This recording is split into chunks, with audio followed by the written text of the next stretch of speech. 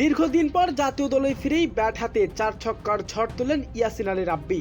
জিম্বাবুয়ের বিপক্ষে অবিশ্বাস্য এক ইনিংস খেললেন তিনি।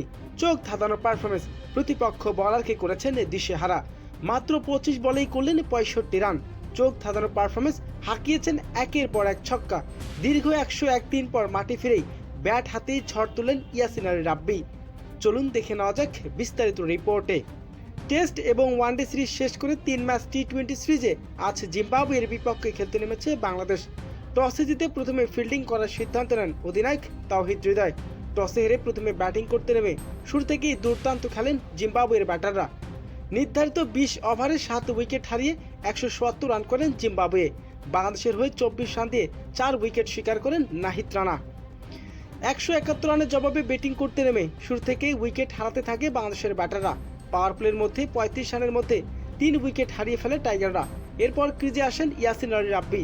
তাওহিদ হৃদয়কে নিয়ে লম্বা জুটি করেন তিনি। যেখানে সবাই ব্যাট হাতে ব্যর্থ, যেখানে উইকেটের আনাগোনা, সেখানেই ব্যাট হাতে ঝড় তুলেন ইয়াসিন আলী রাব্বি।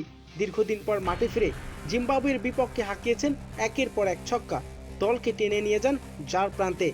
ইয়াসিন আলী রাব্বি এদিন 34 বল মোকাবেলা করে 65 রানের অবিশ্বাস্য এক ইনিংস খেলেন। তবে শেষ দিকে দলকে জয় এনে দিতে পারেননি। 65 রানের মধ্যে আউট হয়ে সাজ করে ফিরেন এই ব্যাটার। দীর্ঘদিন পর মাঠে ফিরেই ব্যাট হাতে চমক দেখালেন তিনি।